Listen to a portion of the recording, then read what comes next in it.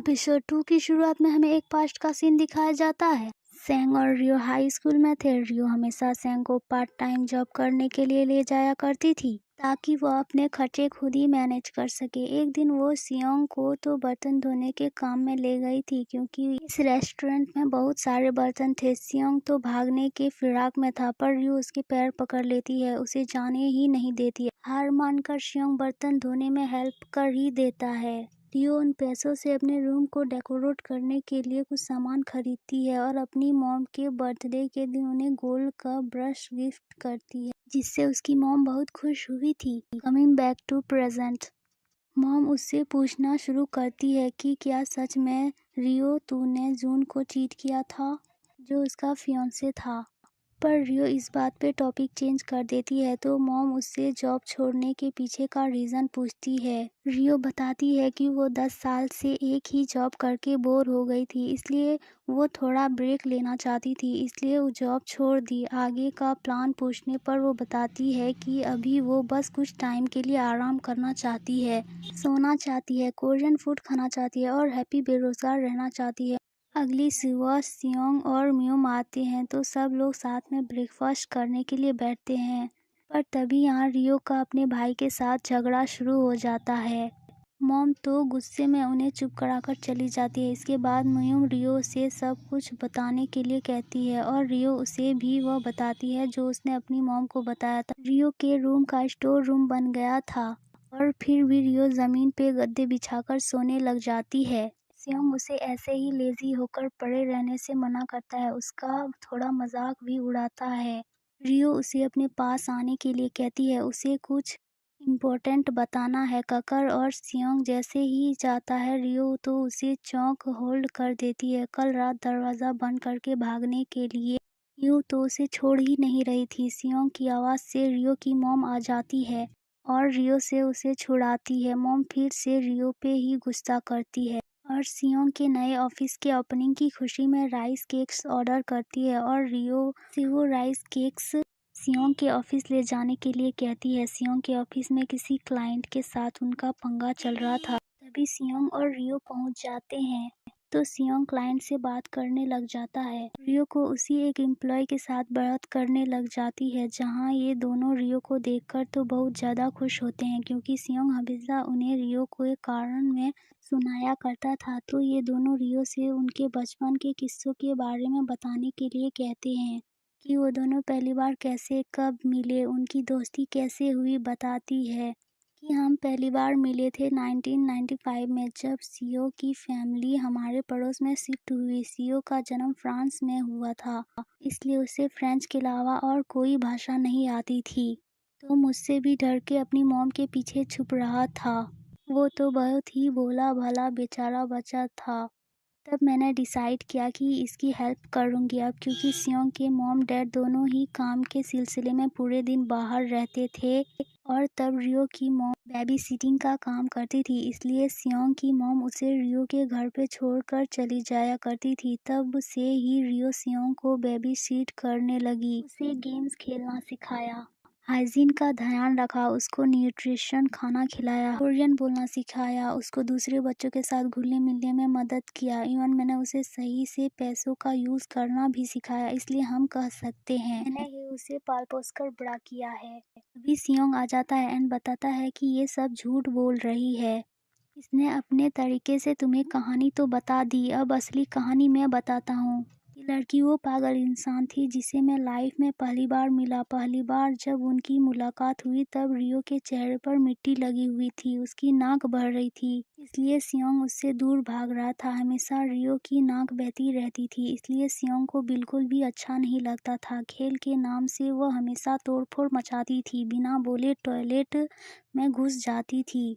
मुझे बीन्स खाना पसंद नहीं था तो रियो अपने हिस्से का भी बीन्स मुझे ज़बरदस्ती खिलाती थी। गेम्स के हमेशा ही मुझे ही लूज़र बनाती थी, इवन मेरी पॉकेट मनी के पैसे भी ले जाती थी। मियोंग लेना उन दोनों को छोड़कर बाहर जाने लगते हैं, तभी मियोंग को एक कॉल आता है, वो काफ़ी शॉक्ड हो जाता है। इधर पड़ोसी औरतें रियो के बारे में गॉसिप शुरू कर देते हैं क्योंकि उस रात जब रियो की मॉम चिल्ला चिल्ला कर उसके पीछे पड़ी हुई थी तब सब ने इनकी बातें सुन ली थी। रियो की शादी टूट गई, उसे जॉब जॉब से निकाल दिया और गॉसिप धीरे धीरे बढ़ती जा रही थी। रियो की मॉम गुस्से में अपनी फ्रेंड के शॉप में आती है जो उन्हें एक और झटका देती है। कुछ दिन बाद सियोंग के ऑफिस ओपनिंग के दिन रियो एंड सियोंग की मॉम के सारे पुराने स्कूल के क्लासमेट्स भी आएंगे, जिनके सामने रियो की मॉम ने बहुत बड़ी बड़ी बातें कर दी थी बेटी की जॉब और उसके फियांस के बारे में, क्योंकि रियो का फियांसे इंटरनेशनल लॉयर था और अब तो ना जॉब है ना शादी, यानी रियो के मॉम के फ्रेंड्स लेकर मजाक उड़ाएंगी। रियो का भी किसी चीज में मन नहीं लगता, वो काफी परेशान होती है। अगले दिन रियो की मॉम शादी तोड़ने का रीजन जानने के लिए जुन को कॉल करते हैं, लेकिन उसका कॉल नहीं उठाता। अब रियो उनका फोन देख लेती है तो वो उनके फोन से जुन का नंबर डिलीट कर देती है और इन्हें गुस्से में कहती है कि उसे फोन करने की कोई जरूरत नहीं। इधर शियोंग के ऑफिस के ओपनिंग होने से पहले ही प्रॉब्लम आ गई थी। इस वजह से इनके प्रोजेक्ट को रोक दिया गया था। जब तक वो दोबारा चालू नहीं होती तब तक इनको पेमेंट नहीं मिलेगा। इस पर हमें पता चलता है कि रियो को तो असल में कंपनी से निकाल दिया था और उसका फियांसे उसे चीट कर रहा था। इससे वो और ज़्यादा हर्ट हो गई थी, इसलिए वो कोरिया वापस आ गई। इधर सियोंग के मॉम डैड के बीच कुछ शायद अच्छा नहीं चल रहा था। इधर रियो शाम को घर आते हुए एक अनार का पौधा ले आती है और सियोंग को दे देती है ऑफिस के ओपनिंग की खुशी में। सियोंग उसे कल शाम को लेकर आने के लिए कहता है। रियो कहती है कि वो कल बिजी है। तो अगली सुबह रियो की मॉम तैयार हो रही थी ऑफिस के ओपनिंग सेरेमनी में जाने के लिए। उन्हें वो गोल्ड का ब्रोच नहीं मिल रहा था। रियो ढूंढने में हेल्प करती है लेकिन उसे भी नहीं मिलता। मॉम ऐसे ही चली जाती है, पर यहाँ जैसा रियो की मॉम ने सोचा था वैसा ही होता है। उनके क्लासमेट्स रियो की शादी टूटने की गॉसिप करने लग जाते हैं, जो सुन उन्हें काफ़ी झूठी स्माइल रखकर पार्टी एंजॉय करने का एक्टिंग करती है। जब वो वॉशरूम में थी तब उन्होंने अपनी क्लासमेट्स की अपनी बुराई करते हुए सुन लिया था, क्योंकि उनके सारे क्लासमेट्स सक्सेसफुल थे सिर्फ रियो की मॉम को छोड़कर। इसलिए ये और ज़्यादा फ्रस्ट्रेट होती है। तभी यहाँ ऑफिस के बाहर रियो आ जाती है अपनी मॉम को ब्रोच देने के लिए। इसको बाहर सियोंग देखकर उसे अंदर ले आता है, तो सियोंग उसे थोड़ी देर के लिए अंदर आने के लिए कहता है और उसके लिए कुछ खाने के लिए लाने जाता है। तभी रियो की मॉम वॉशरूम से बाहर आती है और उसे यहाँ देखकर पैनिक करने लग जाती है, क्योंकि अगर रियो को उनके क्लासमेट्स ने देख लिया तो वो लोग हजारों सवाल करेंगे। इसलिए वो ब्रोच को उससे लेकर उसे जाने के लिए कह रही थी, पर तभी उनके सारे क्लासमेट्स नीचे आ जाते हैं। अब रियो से वो लोग सवाल जवाब शुरू करते हैं, इससे पहले कि रियो की मॉम सामने से उन्हें बता देती कि रियो ने अपनी पुरानी जॉब छोड़ दी, क्योंकि इसे उससे भी कई अच्छी कंपनियां आउट करना चाहती है। बहुत सारी और ज़्यादा बड़ी बड़ी कंपनियां रियो को अपनी कंपनी में चाहती है, इसलिए उसने पुरानी जॉब छोड़ दिया है और हम सबसे बस कुछ दिन के लिए मिलने आई है, पर जल्दी ही डिसाइड करके वो यूएस चली जाएगी, क्योंकि आखिर यूएस में ही तो इसकी असली जगह है।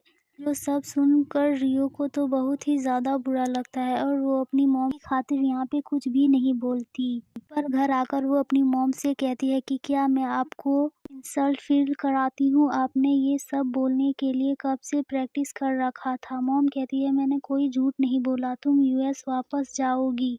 रियो कहती है कि आप कभी नहीं चाहती थी ना कि मैं यहाँ वापस आऊँ, इसलिए आपने मेरे रूम को स्टोर रूम बना दिया। मॉम कहती है इस बारे में मैं कोई बात नहीं करना चाहती, तुम बैग पैक कर यूएस चली जाओ। मॉम तो अपनी ही धुन में लगी हुई थी कि तुम मेरे साथ ऐसा कैसे कर सकती हो, मैंने तुम्हें पाल पोस कर बड़ा किया, इस दिन के लिए तुमने कितनी मेहनत से पढ़ा, यूएस में फुल स्कॉलरशिप मिली, इतनी बड़ी जॉब मिली, फिर भी तुम ऐसे छोड़कर कैसे आ सकती हो, तुम मुझे ऐसे धोखा कैसे दे सकती हो।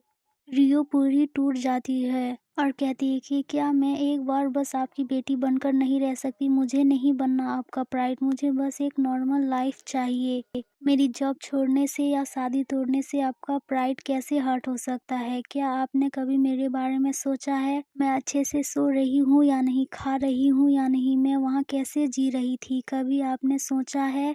पर मॉम अपनी वही प्राइड वाली पिपुड़ी बजाने लग जाती है, इसलिए रियो बहुत ज़्यादा गुस्से में और दुखी होकर घर से बाहर चली जाती है, जहाँ बाहर सियोंग ने उनकी बातें सुन लिया था। इसलिए वो रियो को देखने के लिए जाता है, जो कि बच्चों के मैदान में थी। रियो जो बहुत ज़्यादा दुखी थी, पर वो सियोंग के सामने हंसते हुए बात करती है। इन बिना मतलब के बचपन के किस्सों के बारे में बात करते हुए खुद ही बहुत ज़्यादा हंसने लग जाती है। सियोंग समझ रहा था कि रियो बहुत ही ज़्यादा दुखी है, इसलिए उसे कहता है कि एटलीस्ट मेरे सामने झूठी हंसी दिखाने की ज़रूरत नहीं, अगर रोने का मन कर रहा है तो रो लो। इधर रियो की मॉम को भी एहसास हो जाता है कि वो क्या गलत कर रही थी, इसलिए वो भी बहुत दुखी होती है रियो को अब तक ऐसे ट्रीट करने के लिए। अगली सुबह मॉम रियो के कमरे में जाती है, पर सुबह सुबह कहीं चली गई थी। इधर सियोंग को कंपनी में एक प्रोजेक्ट फिर से चालू हो गया था, इसलिए ये लोग बहुत खुश थे। रियो शाम को घर आती है और किसी से बिना बात किए अपने रूम की ओर जाती है। रूम को देखकर वो पूरा चौंक जाती है, क्योंकि उसके रूम का पूरा नक्शा ही बदल गया था। और वो अपनी मॉम से पूछती है ये सब कैसे हुआ। फिर डैड बताते हैं कि तुम्हारी मॉम ने ये सियोंग से करने के लिए कहा। फिर हमें सुबह का फ्लैशबैक दिखाया जाता है। रियो की मॉम ने सुबह सुबह सियोंग को रियो के रूम के डेकोरेट करने के लिए कहा था। उसने कुछ ही घंटों में रूम का पूरा नक्शा ही बदल दिया।